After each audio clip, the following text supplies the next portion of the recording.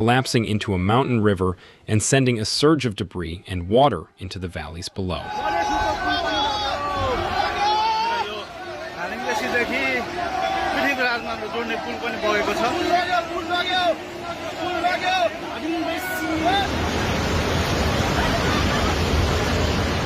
The moment it reached the border crossing was captured on camera.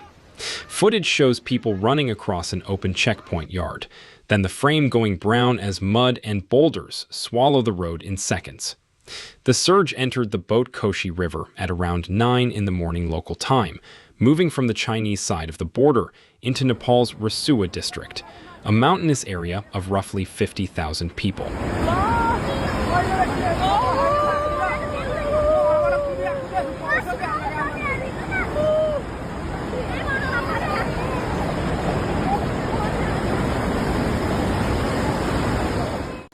The settlements of Timur and Sayab Rubesi took the first impact. Both sit on the riverbank, both serve as staging points for trekkers heading into the Langtang Valley and for pilgrims traveling toward Kailash Mansarovar, and both were crowded with vehicles, cargo, and death toll has climbed steadily and now stands at 31 or more, according to police in Bagmati province. Officials expect that figure to rise substantially because the number unaccounted for is far larger.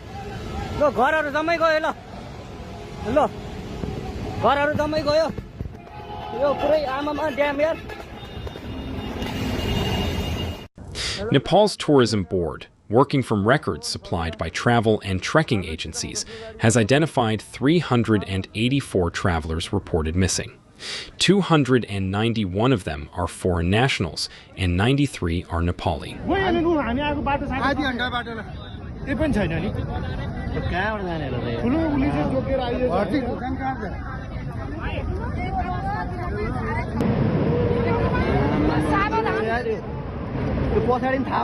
The list of nationalities reflects how heavily this corridor is used. 105 Indian citizens are among the missing, along with 12 British nationals, 17 Malaysians, 4 South Africans, and Australian, Dutch, and American citizens. 8 South Korean hydropower workers are also unaccounted for.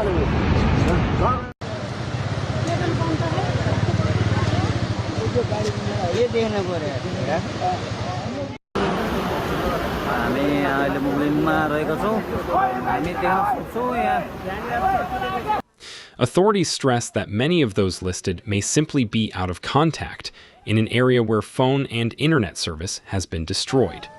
Rescue work was severely constrained for hours. Army helicopters could not land in the worst-hit areas, while the river remained above its normal channel, so crews winched people directly from rooftops and from the surface of the mud.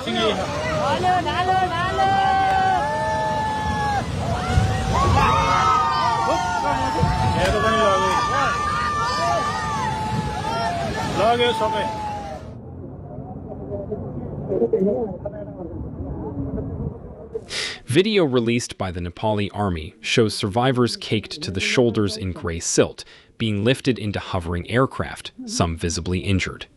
At least a dozen people were airlifted out of Rasua before conditions closed in again.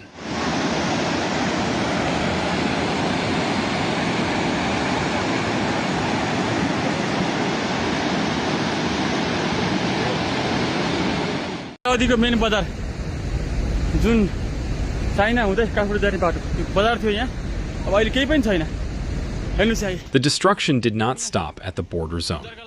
The boat Koshi feeds into the Trishuli River, and the surge carried downstream into Nuwakot and Dading districts. Around 60 houses near Trishuli Bazaar were swept away, and 2 bridges over the Trishuli were damaged or destroyed.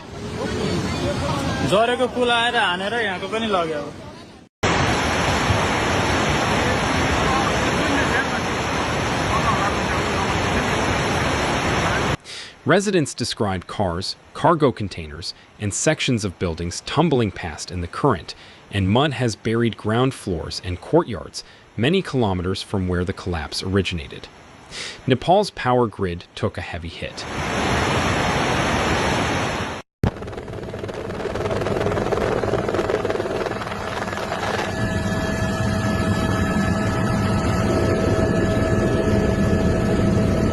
Energy Ministry reported that around 430 megawatts of generation capacity has been knocked offline, most of it hydroelectric. That is more than 12% of the country's total installed hydropower capacity of roughly 3.2 gigawatts.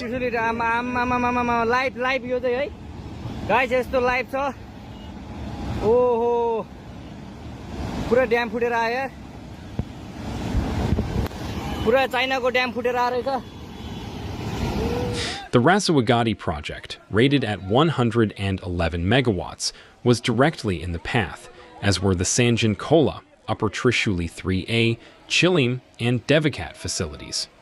The customs complex at Rasua, one of Nepal's main trade gateways to China, was overrun.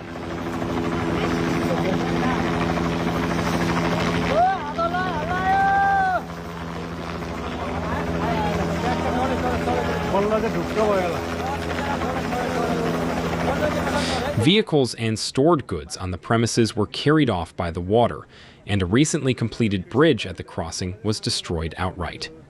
Cross-border commercial traffic has stopped. On the Chinese side, state media reported major casualties and missing persons at the Jirong port checkpoint in Shigatse, where the slide crossed the frontier.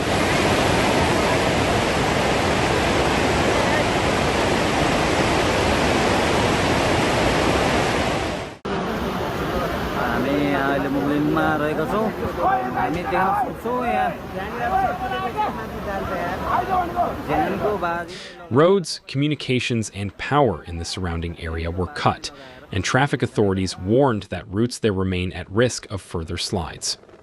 Chinese leadership ordered an all-out search effort and stronger early warning against secondary events.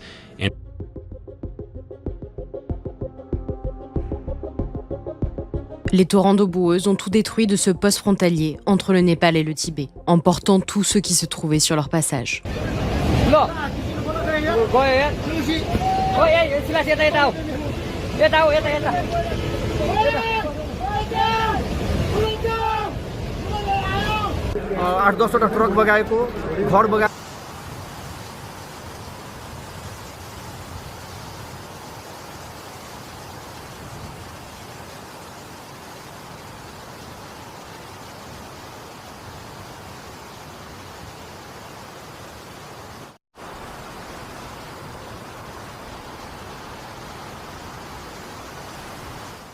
A massive mudslide and flash flood struck the Tibet-Nepal border on Wednesday, August 26, 2026, unleashing torrents of water, mud, rocks and debris across mountainous areas on both sides of the frontier.